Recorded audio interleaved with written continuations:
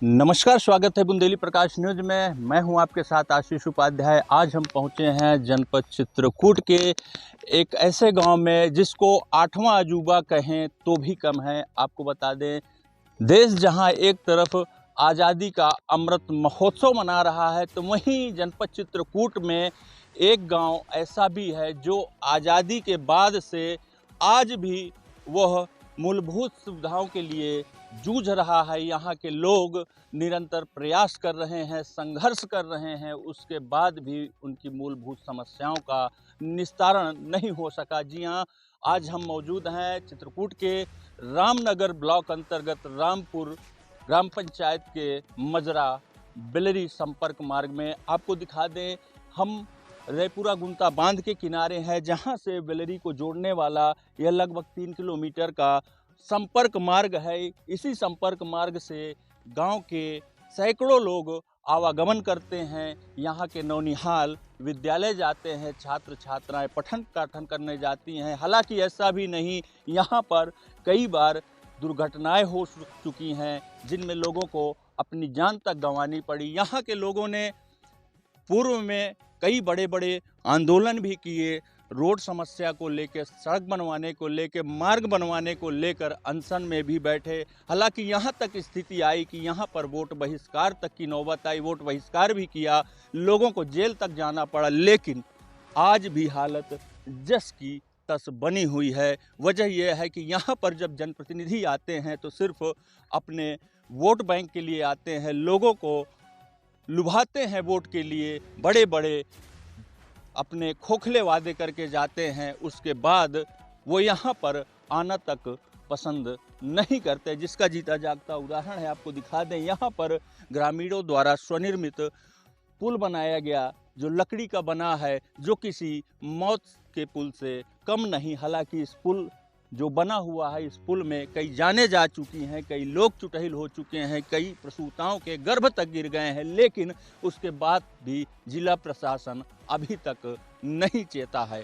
आइए हम आपको ले चल रहे हैं ग्राउंड जीरो पर, जहां पर वह मौत का पुल है, जिस मौत को पुल से पार करने पर यहाँ के लोगों की और बच्चों की रूहें तक कांप जाती हैं।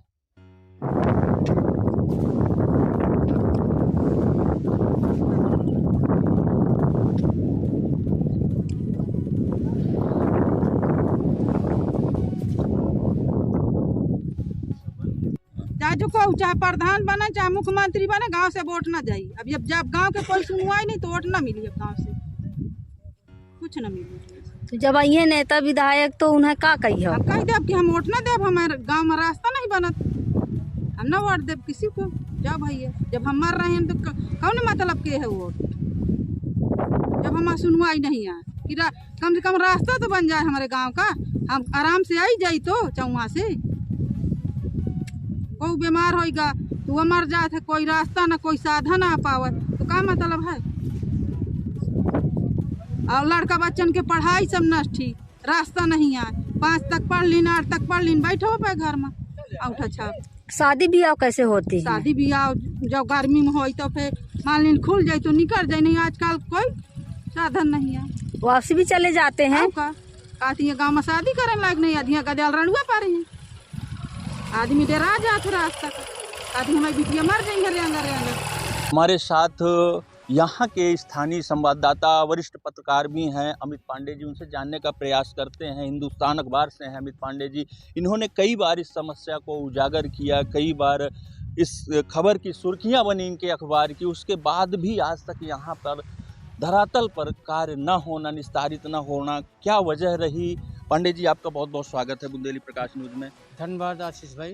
पांडे जी, ये बताइए, जो ये मार्ग है, ये विगत आज़ादी के बाद से चली आ रही है समस्या। आपने कई बार अपने अखबारों में दिया और भी अखबारों की सुर्खियाँ बनाई है, गांव नेशनल चैनलों ने उठाया, उसके बाद भी क्या कमी रह गई, क्या दिक्कत है कि ये मार्ग नहीं बन पा रहा है? अब इस मार्ग से तो इतनी दिक्कत है कि अगर आप ग्रामीण अंचल में आए देखें तो एक तो ग्रामीण अंचल में वैसे ही समस्याओं का भंडार बना रहता है, लेकिन ये रामनगर का रामपुर के ग्राम पंचायत अंतर्गत ये बिलरी ग्राम पंचायत है। रामपुर और बिलरी ग्राम पंचायत में लगभग 3 किलोमीटर का फासला है। इस फासले पे सबसे प्रमुख समस्या सड़क है, कच्ची संपर्क मार्ग है। इसके अलावा जो है ये जो पुलिया है, ये झुरही नाला है, झुरही नाले पे एक पुलिया है, आज तक नहीं बनाई गई, ना रपटा का निर्माण हुआ। विगत दिनों में शायद किसी विभाग द्वारा जो है यहाँ एक रपटा का निर्माण कराया गया था, जो रपटा ज़मीनी स्तर पे ही बनाया गया था। तो ये जो गुंता नाला है, इसका बरसात का पानी भर जाता है तो इस रपटे के ऊपर लगभग 8 से 9 मीटर है, 7 मीटर पानी भरा रहता है, जिससे इस ग्राम पंचायत पर रहने वाले बाशिंदगारों को आने जाने में भारी कठिनाइयों का सामना करना पड़ता है।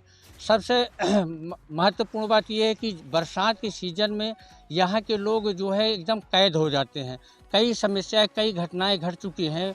पूर्व के दिनों में लगभग 1 वर्ष पहले जो है इसी प्रकार एक नवजात शिशु जो है बीमार हो गया था, उसकी माँ भी बीमार थी। उसको ले जाते वक्त इसी रपटे पे उसका पैर जो है जमीन उसी में फिसल गया था, कि जिसमें नवजात शिशु की जो है मौके पे ही मौत हो गई थी। रही बात यहाँ पे आम जनता ने काफ़ी प्रयास किया, कई बार धरना प्रदर्शन से लेकर शासन प्रशासन को कई बार अवगत कराया गया, लेकिन अगर देखा जाए तो समस्या जो रिजल्ट आया वो शून्य का शून्य है। स्थिति जस की तस। देखा जाए कहीं न कहीं किसकी कमी मानते हैं? जिला प्रशासन की कमी मानते हैं, जनप्रतिनिधियों की कमी मानते हैं, कि इनकी लापरवाही के चलते आज भी स्थिति जस की तस बनी हुई है? इसमें जितने जिम्मेदार हैं, राजनेताओं से लेकर के प्रशासन तक ने आज तक कोई अस्थायी या अस्थायी व्यवस्था किसी प्रकार की नहीं कराई है। ग्रामीणों ने किसी प्रकार मिल के लगभग 1 वर्ष पहले जो है लकड़ी से जुगाड़ू पुल बनाया था, लेकिन आज 1 वर्ष के कारण पानी में चूँकि डूबा रहता था पुल का कुछ हिस्सा, वो आज ये कंडीशन में पहुंच गया, सड़ गया है। अब जान हथेली पे लेके जो है लोग जाना तो है, ये पार तो जाना है, तो किसी तरह जो है आवागमन करते हैं।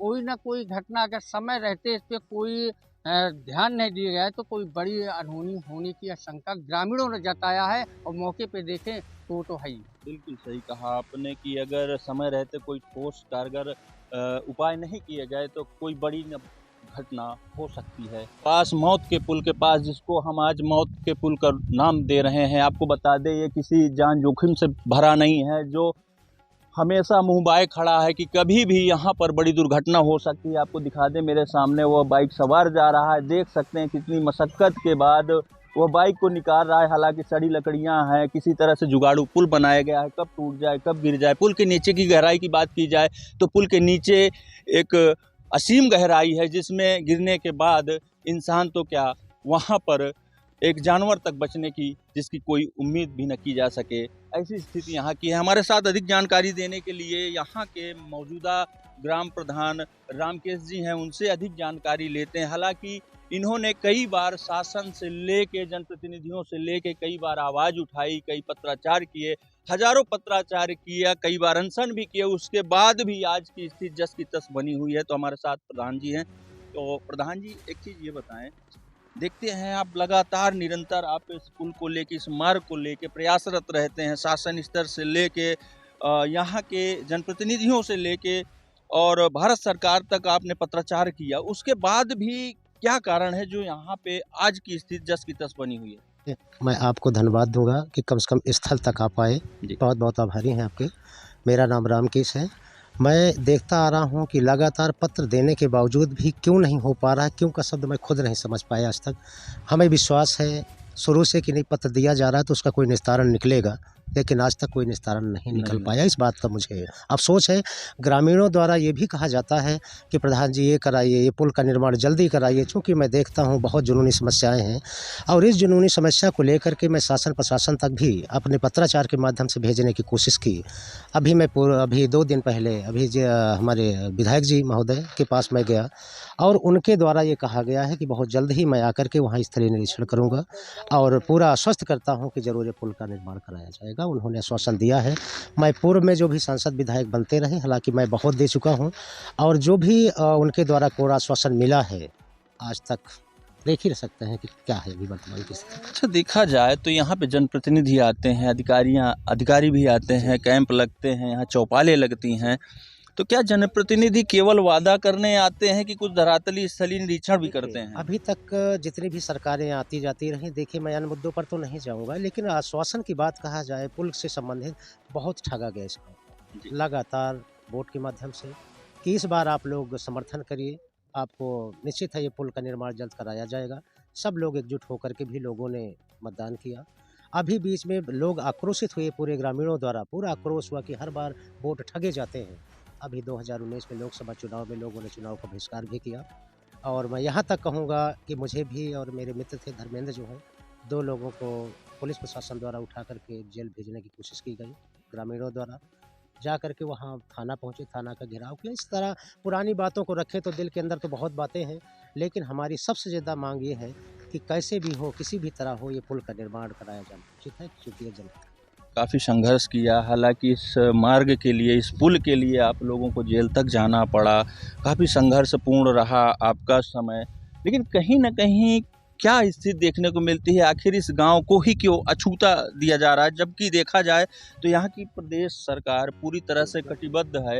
हर जगह गांव में, मजरों में संपर्क मार्ग बराबर जोड़ा जा रहा है। आखिर इस मजरे में जोड़ा नहीं जा रहा है, क्या कारण है इसका? क्या कोई जातीय कनेक्शन है इसमें से, या कुछ भेदभाव हो रहा है आपके ये साथ? चीज़ तो मैं नहीं कह रहा हूँ, लेकिन ये ज़रूर कह सकता हूँ कि चित्रकूट ज़िले का सबसे पिछड़ा मजरा होगा ये मेरे हिसाब से, और उनकी क्या मानसिकता है ये बात मैं खुद नहीं सकता। अच्छा, आगामी 2027 चुनाव भी आ रहा है, जनप्रतिनिधि पुनः आएंगे आपके यहाँ, वोट मांगने आएंगे, बड़े बड़े वादे करेंगे, जनसभाएं लगेंगी, रैलियां होंगी।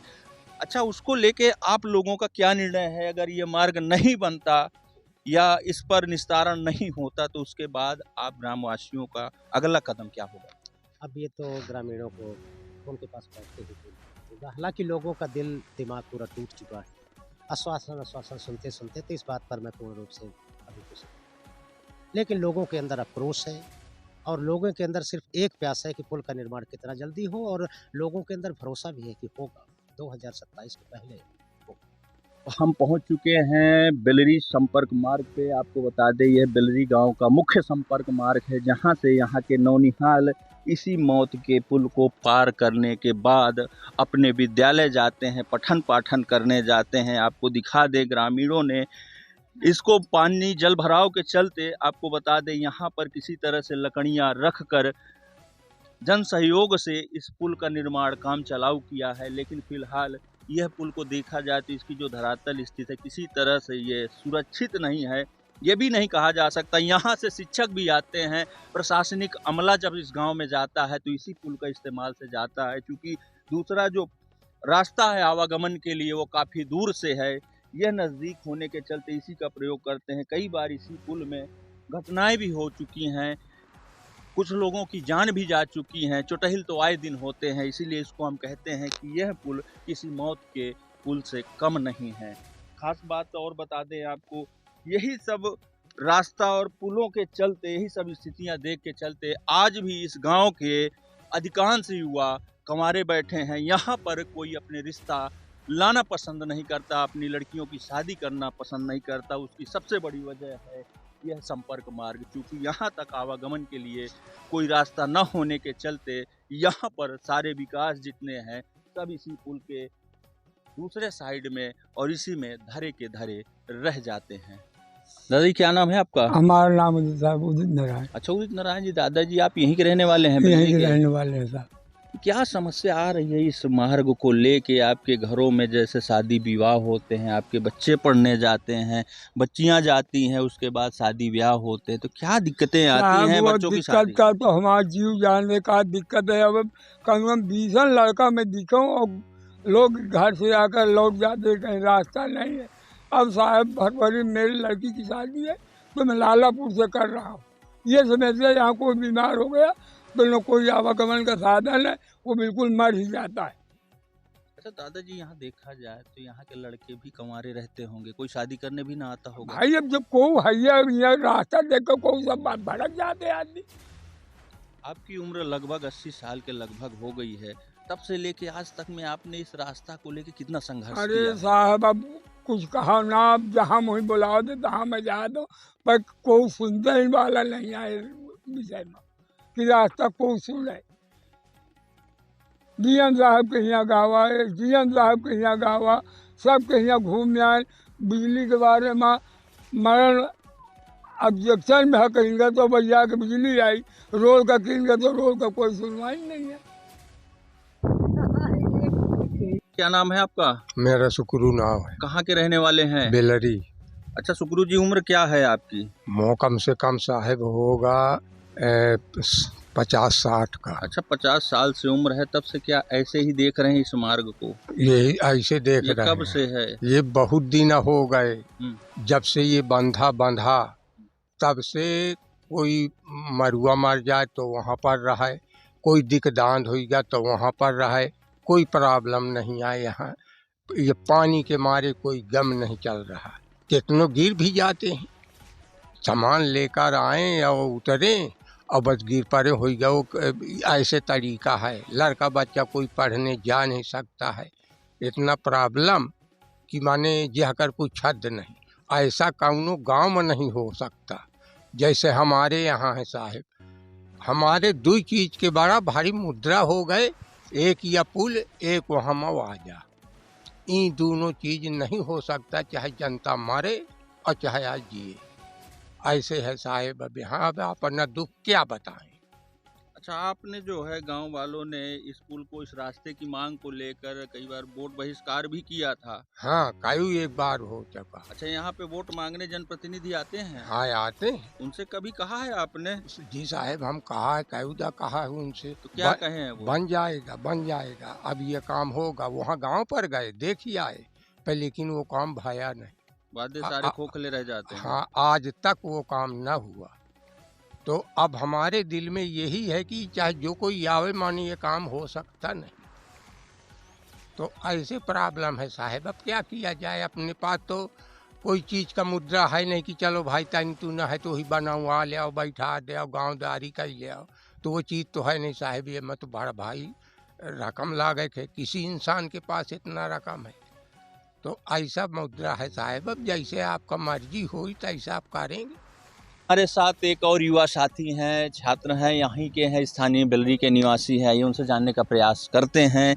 एक बेलरी ग्राम पंचायत में और कहावत चरितार्थ है, ये चली आ रही है कि यहाँ पर देखा जाए तो यहाँ पर आज भी अधिकांश लड़के कमारे पड़े हैं। जिनके जो विवाह के रिश्ते आते हैं वो यहीं से वापस हो जाते हैं। वो रास्ता देखने के बाद जो विवाह करने आता है वो लड़की की अपनी शादी यहाँ करना पसंद नहीं करता। तो आइए हम जानते हैं उनसे कि उनके शिक्षा स्तर पर क्या परेशानियां हुई, किस तरह का प्रभाव पड़ा और वैवाहिक स्थितियां यहाँ की क्या हैं। आप नवयुवा हैं जी, शुभ नाम क्या आपका? मेरा नाम धर्मेंद्र कुमार भास्कर है। अच्छा धर्मेंद्र जी, आप यहीं की स्थानीय निवासी हैं? मैं यहीं का स्थानीय निवासी हूँ जी। अच्छा, इस मार्ग को लेके किस तरह की समस्याएं आ रहे हैं, शैक्षिक स्तर पर क्या प्रभाव पड़ रहा है? सबसे पहले इसका प्रभाव तो इतना पड़ रहा है कि जो यहाँ के छात्र हैं, तो चूँकि यहाँ प्राइमरी और जूनियर स्तर तक का विद्यालय है, उसके बाद जो भी उच्च स्तरीय शिक्षा है वो एकदम से बाधित है।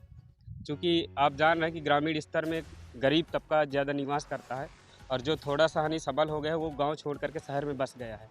तो ग्रामीण स्तर में मैं देख रहा हूं कि हमारे यहाँ के जो जितने भी छात्र हैं 7वीं 8वीं तक शिक्षा ग्रहण करते हैं, इसके बाद हो ही नहीं पाती क्योंकि विद्यालय नहीं है और वो बाहर जाने में बहुत असमर्थ हो जाते हैं। क्योंकि आप देख ही रहे हैं कि किस प्रकार से यहाँ की रास्ता है और ये रास्ता के साथ साथ जो पुल है, सबसे बड़ी दिक्कत तो ये पुल कर रहा है। क्योंकि रास्ता का 4-5 महीना का हानि मामला रहता है, जब बरसात होती है तब तो बहुत भारी समस्या से गुजरना पड़ता है जी। अच्छा, यहाँ पे देखा जाए तो कितने युवा साक्षर हैं और कितने युवा यहाँ के ग्रेजुएट हो चुके, यहाँ से बाहर पढ़ाई कर चुके, कितनी की शिक्षाओं से वंचित रह चुके, एक अनुपात? मुझे तो लगता है कि यहाँ 70% जो है स्नातक नहीं कर पाए होंगे। चूँकि बाहर जब जाना पड़ता है तो बहुत सारे संघर्ष करना पड़ता है। क्योंकि हम ही जब यहाँ से निकले हैं, चूँकि हम लोग थोड़ा अलग स्तर से, मैं जहाँ तक समझ पा रहा हूँ जूनियर से ही मैं बाहर चला गया था। मैं करबी वगैरह में ज़्यादा हम लोग उधर रहे हैं, तो मैं वहीं से अपना एक ग्रेजुएशन LLB वगैरह BTC सारी चीज़ें हम बाहर से रह कर के किए हैं, तब हम लोग शिक्षित हो पाए हैं। और हमारे घर में ऐसे 2-3 लोग हम सब बाहर जाके पढ़े। देखता हूँ कि मेरे अगल बगल के तो सब 7वीं 8वीं तक पढ़े हुए हैं जी। अधिकांश युवा जो है बाहर पलायन करते हैं। फिर हाँ, अधिकांशतः फिर जैसे उनकी शिक्षा नहीं हो पाती तो उनके मजबूरी में उनके घर के लोग उनको बाहर भेज देते हैं और वो अपना जीवन यापन वहीं से नहीं गुजार बसर करते हैं। अच्छा, आप युवा हैं, एक चीज़ और यहाँ सुनने में मिली है, लोग बता रहे हैं यहाँ के बड़े बुजुर्ग, आप विवाहित हैं कि अविवाहित? मैं तो अभी अविवाहित हूँ। अच्छा, एक चीज़ बताइए, आप अविवाहित हैं, यहाँ अभी तक अभी आपकी शादी के लिए कोई रिश्ता आया? देखिए, रिश्ता तो कई आए हैं, ऐसा ये भी नहीं कि रिश्ता नहीं आया है, लेकिन कुछ समस्याएं भी है कि मैं जहाँ तक देखा हूँ तो ये रियलिटी की एक दो रिश्ते जो मेरे वो हुए हैं, तो जैसे बरसात के सीज़न में आए थे नहीं अभी, तो मुझसे जब बैठे मुझे मतलब बातचीत होने लगी तो कहने लगे कि आपके यहाँ तो रास्ता नहीं है। तो हमने कहा हाँ, रास्ता तो नहीं है, लेकिन अब क्या करें, क्या कर सकते हैं इस पर। तो कहे रास्ता नहीं है तो आप कैसे हमारे लड़की को रखेंगे, आएंगे जाएंगे कैसे, उनके बच्चों को कैसे पढ़ाएंगे लिखाएंगे। तो तमाम सारी बातचीत होती रही।